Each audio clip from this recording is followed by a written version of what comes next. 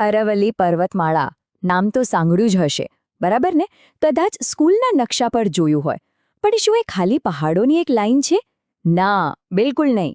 હકીકતમાં આ ખાલી ભૂગોળ નથી, આ તો ભારતનો જીવંત ઇતિહાસ છે.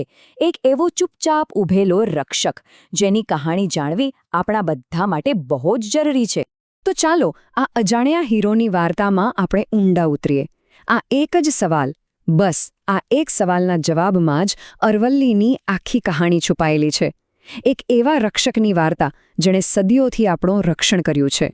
જો, જ્યારે પણ આપણે પર્વતોની વાત કરીએ એટલે તરત મગજમાં શું આવે? હિમાલય, બરાબર? પણ એક મિનિટ, શું કોઈને ખબર છે કે આપણી અરવલ્લી હિમાલય કરતાં પણ કરોડો, જી હા, કરોડો વર્ષ જૂની છે? અને એટલું જ નહીં, એક જમાનો હતો જ્યારે એ હિમાલય કરતાં પણ ઊંચી હતી. આજે જે આપણે જોઈએ છે ને, એ તો એના ભવ્ય ભૂતકાળનો માત્ર એક પડછાયો છે, બસ. ભૂસ્તરશાસ્ત્રની ભાષામાં, એટલે કે જીઓલોજીની ભાષામાં, અરવલ્લીને રેસિડ્યુઅલ માઉન્ટેન એટલે કે અવશિષ્ટ પર્વત કહેવાય છે. હવે આનો સીધો સાધો મતલબ એ છે કે કરોડો વર્ષોથી પવન, પાણી, કુદરતના બધા જ પરિબળોનો માર સહન કરીને, ઘસાઈને જે છેલ્લે ટકી રહ્યું છે ને, એ છે અરવલ્લી. જરા વિચારો તો ખરા, કેટલો લાંબો સમય હશે. આજે એનું જે સૌથી ઊંચું શિખર છે, ગુરુ શિખર, એની ઊંચાઈ છે 1722 મીટર. હા, કદાચ આજે એ હિમાલયની સામે નાનો લાગે, પણ જરા એ રીતે વિચારો કે આટલા ઘસારા પછી પણ એ આટલો ઊંચો છે. આ ઊંચાઈ પોતે જ એક સાબિતી છે કે એક સમયે અહીં કેવા વિશાળ મહાકાય પર્વતો ઊભા હશે. પણ અરવલ્લીની વાત ખાલી પથ્થરો અને ભૂગોળ પૂરતી સીમિત નથી. ના, એ તો એનાથી ઘણું વધારે છે. એણે તો સદીઓથી માનવ ઇતિહાસને પોતાની આંખે જોયો છે, અને એટલું જ નહીં, એને આકાર પણ આપ્યો છે.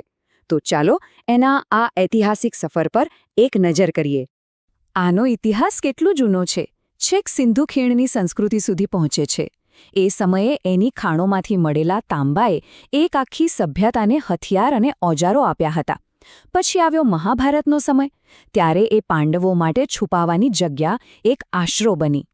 મધ્યયુગમાં તો એ મહારાણા પ્રતાપ માટે એક કુદરતી કિલ્લો બની ગયો, જેણે મેવાડને મુગલોથી બચાવ્યો.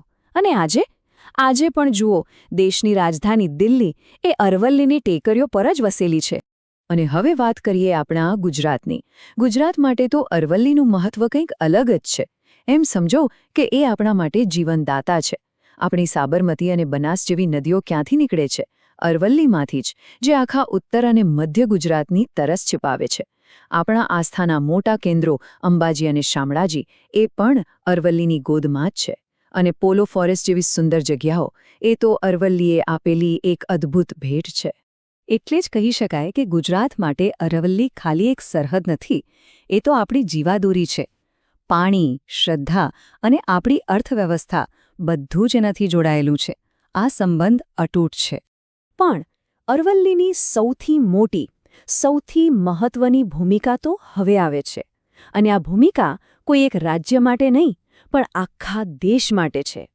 એ કામ કરે છે એક ક્લાઇમેટ બેરિયર, એટલે કે આબોહવા અવરોધ તરીકે. હવે આનો મતલબ શું થાય? લગભગ 692 કિલોમીટર. વિચારો, આટલી લાંબી એક કુદરતી દિવાલ ઊભી છે. પણ સવાલ એ છે કે આ દિવાલ આપણને કોનાથી બચાવે છે? જવાબ છે રણ. અરવલ્લી પશ્ચિમમાં આવેલા થારના રણને પૂર્વના ફળદ્રુપ મેદાનો તરફ આવતું રોકે છે, એક સૈનિકની જેમ.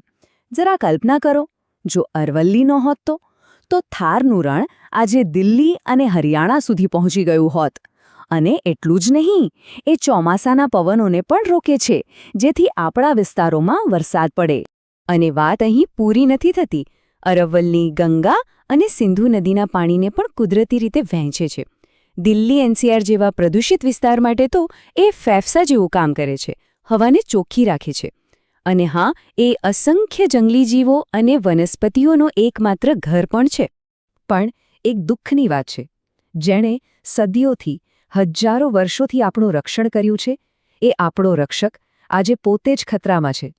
અને આ કહાનીનું સૌથી દુઃખદ વળાંક કદાચ આ જ છે. અને આ ખતરાના મુખ્ય કારણો બે છે: ગેરકાયદેસર ખોદકામ અને આડેધડ શહેરીકરણ. વિકાસના નામે આપણે એ જ પર્વતોને કાપી રહ્યા છીએ જે આપણને જીવાડી રહ્યા છે. સુપ્રીમ કોર્ટે પણ વારંવાર એને બચાવવા માટે આદેશ આપ્યા છે, પણ અફસોસ, આ વિનાશ હજુ પણ ચાલુ જ છે.